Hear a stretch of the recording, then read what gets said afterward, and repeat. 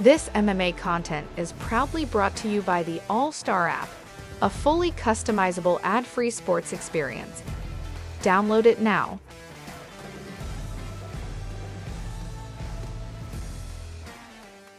All right, let's get it started, Joe.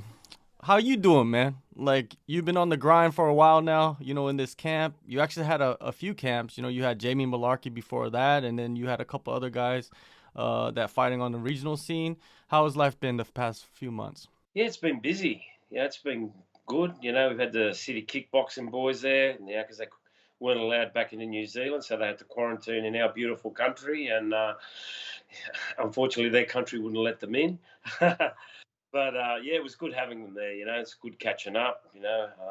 Although it rained here for the whole 2 weeks they were here, but yeah, it was good. And then we just had guys from everywhere coming, so it was a different kind of camp to the last few camps that we've had. In the sense that we had a variety of training people to come in, and yeah, it's been fun. Yeah, it seems like it's more and more as time goes becoming an attraction for a lot of the fighters around that area to come and train with you and the team. Yeah, it is. And I mean, pre-COVID, we were getting guys from America, everywhere.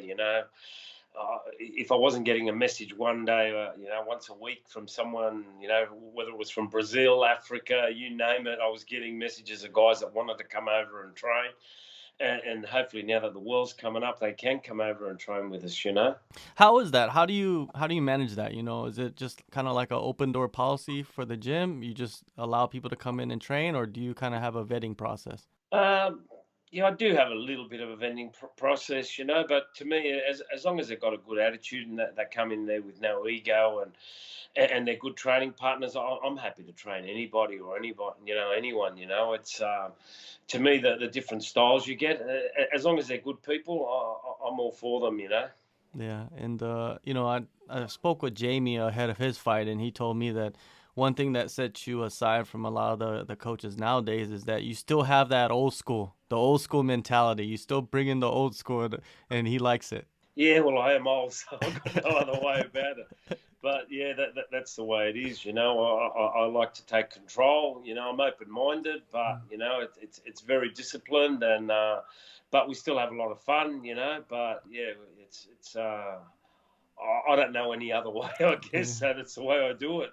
Yeah, that's great, man. A lot of people they kind of change for other people, but yourself, you're like, nah, I ain't changing for nobody. This is me, and this is how I'm gonna run the ship. That's it. You Yeah. back chat me, you're doing push-ups. There's two rules in my gym: my rules and my rules. Nobody else. Yeah. How many push-ups do you think Frank's gonna be doing if he hits the gym? Oh, mate, Frank's just too hard of a case. I just have to kick him out. That's what I do. If I don't like your attitude, I just kick you out. All right, Frank's a different beast. yeah, he is, man, he is. And he's gonna be in Jacksonville with you guys, right? When you guys fly Yeah, over there. yeah, he's picking us up from the airport. I just Okay. found out then. I got a message. Be good to catch up with Frankie. We Hmm. stay in contact a lot. We're like brothers. Yeah. I'm the third Hickman, he calls me. That's great. That's great. Yeah. You mentioned earlier about the City Kickboxing boys training at Freestyle, and then Eugene was there. I believe Andre was there as well. Yeah. How much have they been a part of the training camp for preparations for the zombie? Well, they were here for the 2 weeks. Eugene and I are always in contact. We're pretty close, and yeah, I always tell him it's great because I don't like to be in the spotlight, and he loves it. So I just let him take the spotlight. Even though he doesn't like it either.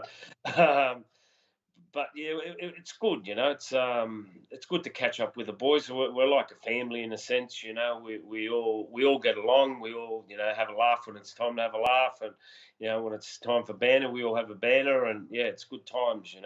And let's get into this fight. Volk, they announced this fight, but it wasn't the Korean Zombie. It was actually the trilogy for Max Holloway. And then Max pulls out the next day. They put in the Korean Zombie. Then they say Holloway's going to be the backup fighter for this fight, which is kind of very odd, the sequence of events, right? Like, what did you come from that? You know what I mean? Like, was it confusing to you? Look, at first, honestly, at first I thought, this is Max's way of trying to get in, or the UFC are playing a ploy. You know what I mean? That they'll get the zombie in there, and just before they'll say to the zombie, you back out, and we'll give you the next shot. And that's Max's only chance of beating Alex. To have a camp for somebody else and not prepare for him. But then I just thought, I think Max is just playing us. You know what I mean? He's injured, but he just wanted to put a little spanner in the works and get everybody talking. But personally, I think he's still hurt. Maybe he is, maybe he's not. You can look at it a couple of ways. Because I can't understand it any other way. You can look at it both those ways. Yeah, I heard something about Josh Emmett was offered Max Holloway for a main event, and that never materialized. So maybe what you're thinking about him still being hurt there could be some truth to that. Yeah, well, that's the way I looked at it. I thought it, he just wanted to get in Volk's head and play a bit of a game, and he's hurt. All he has to do is make a call and say, I want to be the backup fighter, when he knows all too well he's not going to be, and just to play on Alex's head, But it seems like Alex doesn't really get too rattled by things that are being said by anybody, right? No, he doesn't.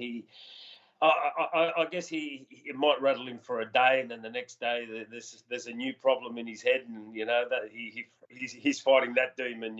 So he doesn't think about things too much. The same as me with stressing. I stress for a very short amount of time, and it's a healthy way of being, and he's very similar in that way. He doesn't think, doesn't ponder on it, and doesn't think too much about it. One more question about Max before we, talk about the zombie a little bit more. Do you think that he should fight another contender before getting a shot at the title once more? Since, there's other fighters in the division that are coming up, like Arnold Allen, and we mentioned Josh Emmett. Those guys are, in line. They're fresh matchups. What do you think? Well, for me personally, I like the fresh matchups. I know Alex really wants to fight Max again. He wants that third fight. He was really looking forward to fighting Max. But for me, I like the idea of fighting new guys, and coming back to the zombie. Zombie's a legend of the sport, and it'd be just great to fight him, and be across from him. It's he's been around for, like I said, a long time, and I think he deserves another go. Yeah, when you look at the zombie's track record, right, in his last couple of fights, how do you assess his performances? Well, look, apart from the Ortega fight, the other ones, even with Yara, he was winning that fight, and he's got his certain style. He's a tough man. He's been in the top 10 for a long time. A lot of people overlook him and saying he's this, that, and the other, but there's no way you can overlook anybody in that top 10. They're all killers, and on any given day they can beat anybody, and that's what people don't understand. They got these. I guess they look at it, you're only as good as your last fight, and, you have one bad fight, and then all of a sudden, you get dropped to the bottom of the pile. You have one good fight, and then you're the best thing, and Giga's a good example of that. He had a couple of good fights.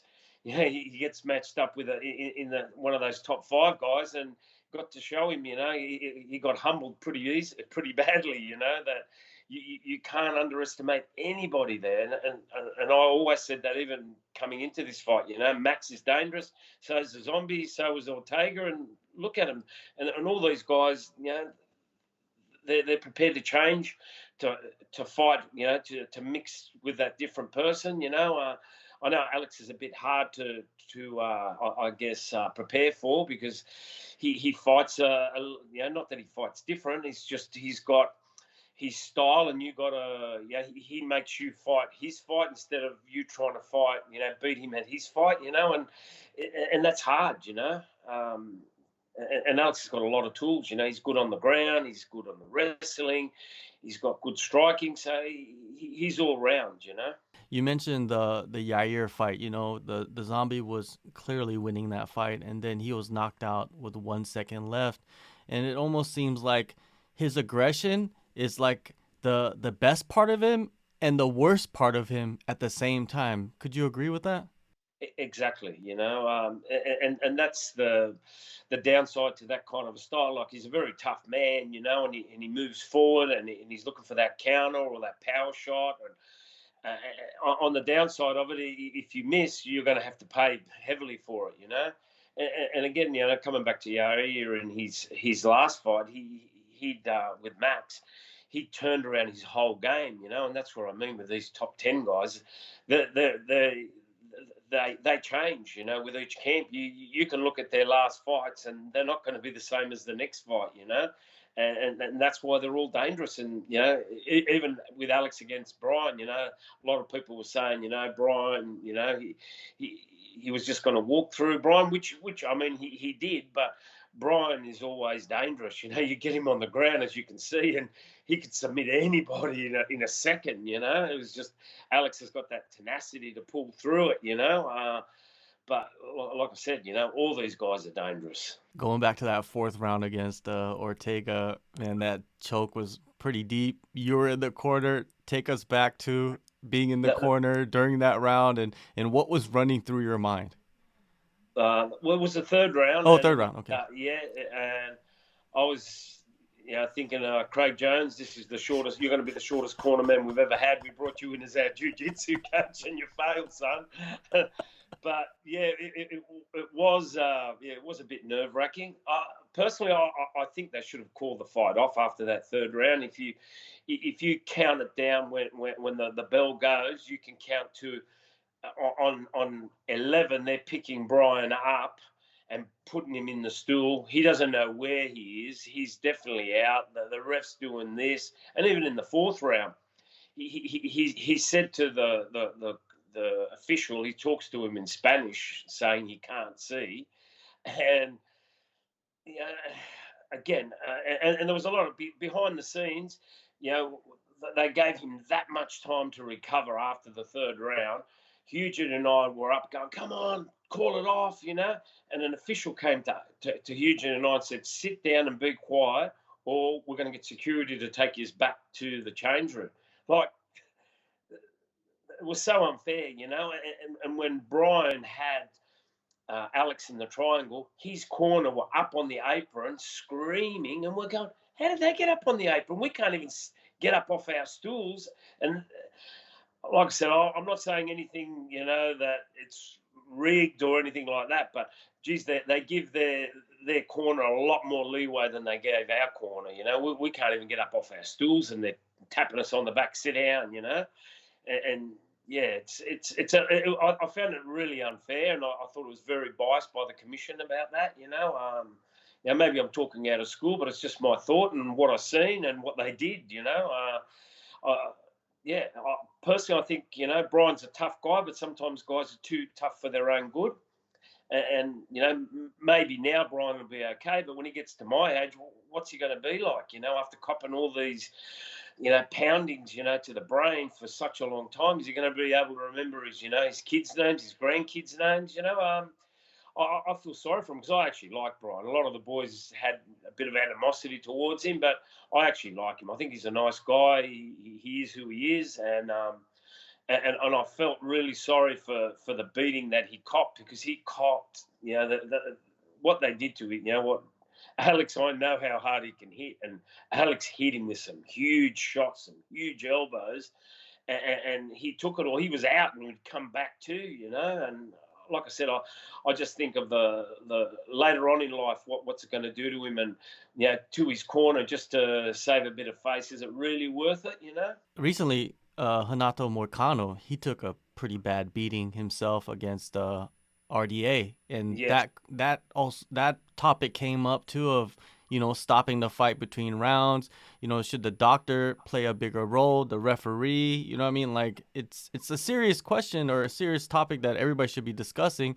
And I think, do you think fights should be stopped more often? I mean, especially by doctors or the referee. But that's a hard one to say too, because then they can stop him prematurely. There's a lot of things that come in play. the crowd will get upset, but, are these people pieces of meat that you can just use up, or do we have to look after these guys, the Meccano and the same as Ortega, where they're copying these big beatings, but, sometimes they can come back, but I look at it later on in life, because I'm a little bit older, maybe if I was younger, I wouldn't look at it that way, but I just think later on down the line, they want to be punch drunk, and slurring when they talk. And I've seen it with boxing, because boxing, I guess they cop a lot more beatings in their training and everything else. With MMA, with the little gloves, it's not as bad. I think personally. But yeah, you got to look at the long term effects. But it's a really hard line to go on. As a champion, the performance that Volk had against Ortega might have been his most dominant. Many people say his most violent as well. What do you take away most from that fight as a team? Um, uh, I guess it's just I mean, it brought a lot more recognition to Alex, especially in the USA. In Australia, everybody knows who he is. What I found, the difference was, we couldn't fly straight back, so we got stuck in Las Vegas for a few days, which was a good thing. And everywhere we went, people were stopping to to get a photo, and people would point out and go, "That's the champ, isn't it?" Like to me, and I go, "Yeah, that's the champ." And yeah, the recognition he's getting in America now is a big thing. More so than any other fight that we fought. Even though we'd fought Max a couple of times and everything else, and we beat Chad Mendes and Aldo, a lot of the greats. I think Ortega has got a huge following in America, more than what I really thought, because we're not in America. And just that recognition and that fight, just brought him to a new level. And I think he built like a new level of fans.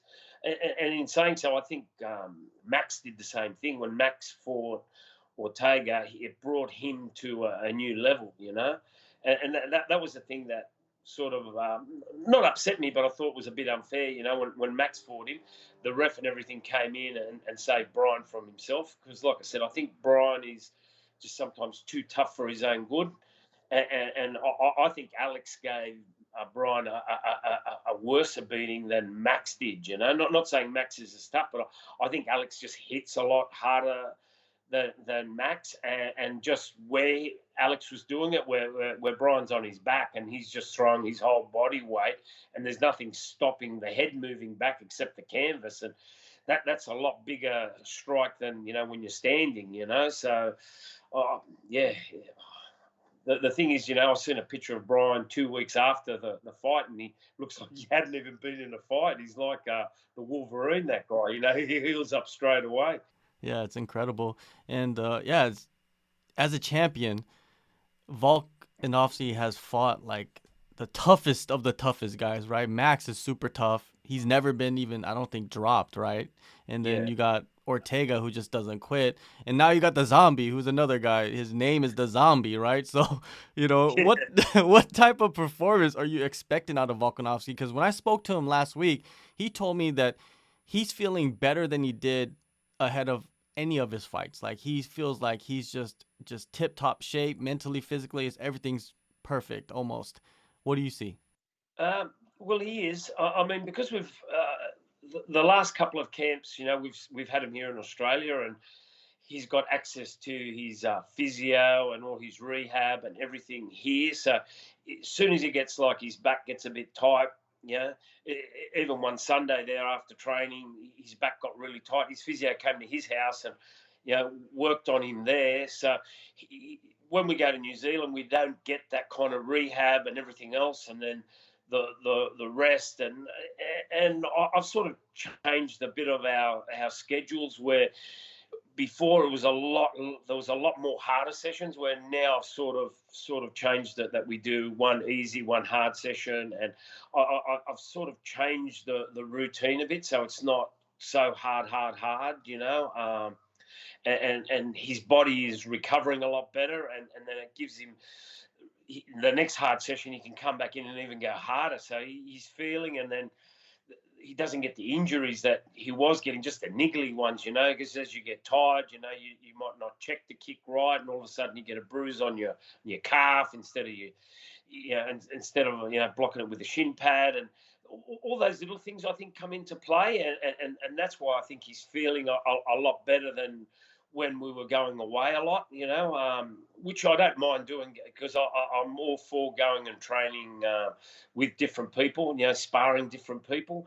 But when you're recovering and your body feels good, the chances of injury are a lot less, because I mean, and look, every fighter's going to have it between when they come out to fight. They're all going to have a little underlying injury or a few injuries, but these guys are warriors and they just push through it.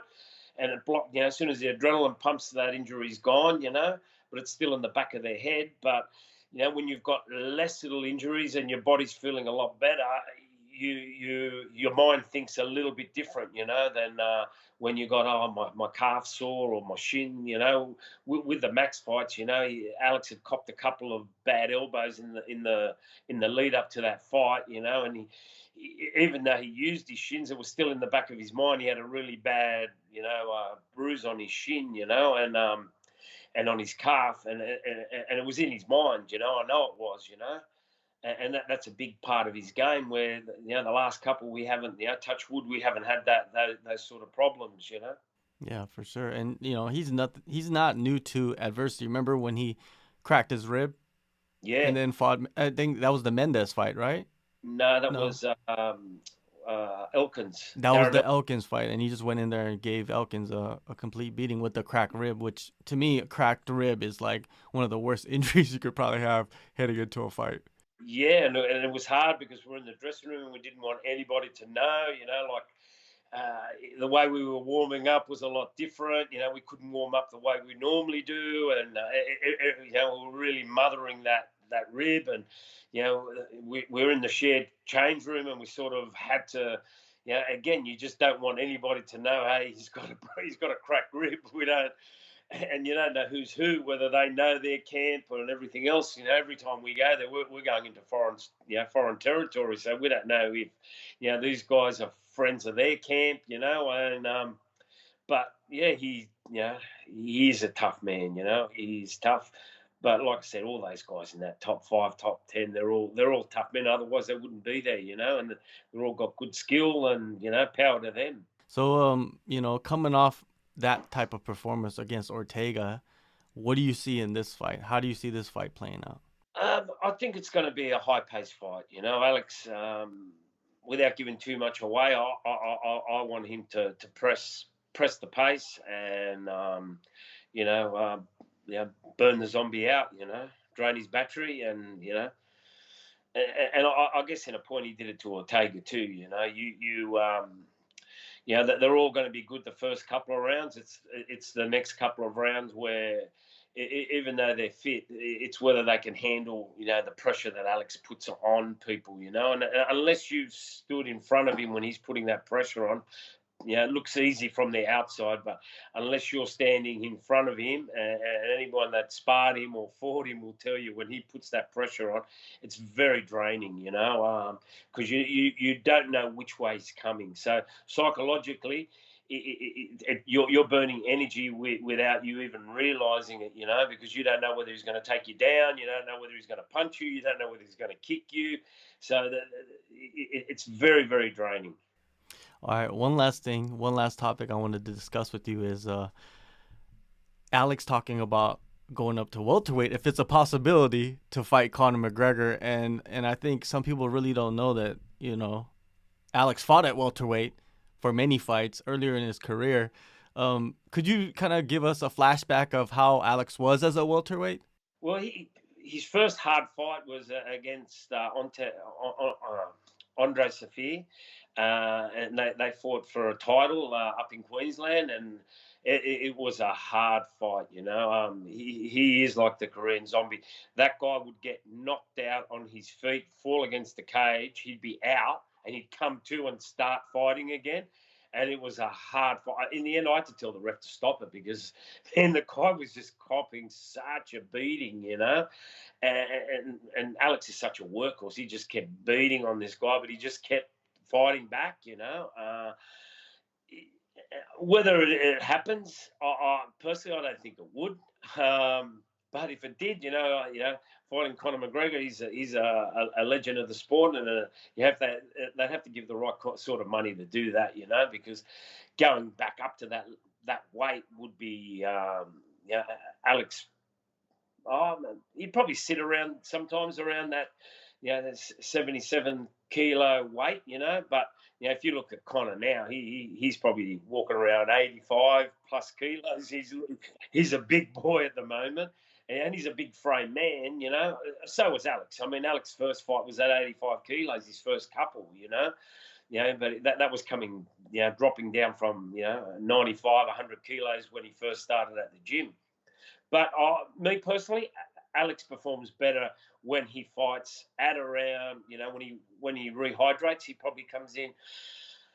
I've seen him all different, but I think personally around the 75, the 76 marks, he probably, any heavier than that, which he has come in, he doesn't fight as good because sometimes I think heavier is better, but I think you've got to fight at your optimum weight, and sometimes less is best, because your body performs better at that weight, because whether you're carrying 5 kilos of fat, 5 kilos of water, or 5 kilos of muscle, your body's still got to carry it, and sometimes carrying that weight isn't going to make you any better, because it slows you down, or it might drain your battery a bit more, or whatever it might be. I think all fighters have got to find that weight that suits them, and they perform better at that weight, whether it be up or whether it be down, and then just stick to it. Again, if the money's right and the time's right, of course you take a gamble and have a bit of fun, what's there to lose if you had to fight McGregor and you're going to walk away with some good money. But like I said, I think people are just, I don't think that'll happen. But if it does, it'd be a fun fight. Yeah, you never know. This sport is wild. Yes. Things come up all the time, and stylistically, I feel like it's a good matchup for Volkanovski. Well, it is. The hard part for Conor's always been fighting those wrestler grappler guys, and that's one of Alex's strong points. So, and if he's putting on that pressure where he's going to look to take you down, it's going to open up his punches, and Khabib showed that. And in a sense, Alex is not so much as a Khabib, but when he gets on top of you, he's heavy and he's strong like Khabib. You know what I mean? It's just Alex relies a lot more on his striking than Khabib, just going out and just focusing more on his grappling, and using his punches to set up his grappling. Again, I think it would be a bad matchup. I always said when Conor was going to fight Khabib, he should have got Alex as one of his training partners, because he especially if you asked Alex to put that kind of pressure on and just the scrambling side of it and everything else, it would have helped. It would have helped him out 100%, because he has got that really strong top pressure, and he just grinds you out when he's on top, especially when you haven't got the fear of, like I said, an Ortega, where he can just throw out a sub from out of nowhere. He can really put that grind on, you know what I mean? And that was the thing, with Ortega, we didn't our whole game plan was not to stay on the ground with him, because we knew how dangerous he was. We weren't naive to think that he couldn't do it, the guys, he's probably one of the best, even though he's never won a jiu-jitsu world title. I don't think he has, but I think he's probably one of the best ground guys there is in the UFC, because he can just do it out of nowhere, and he can just snap it out, where the other guys are more jiu-jitsu based, where he's just a freak, he just snaps them out of nowhere. He just sees it and he just commits to it and he gets it, Joe, appreciate your time, man, and it's always great catching up.